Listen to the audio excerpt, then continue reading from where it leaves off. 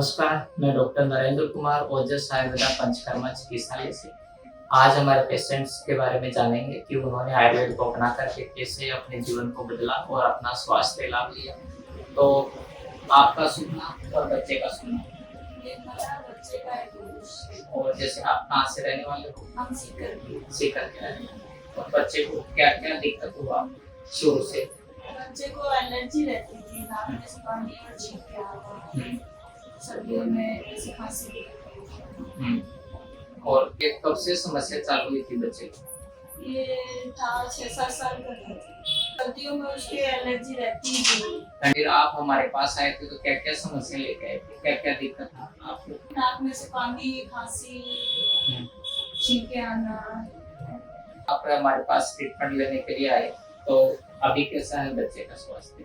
अब तो ठीक है। किसी तरह का कोई तकलीफ है? नहीं।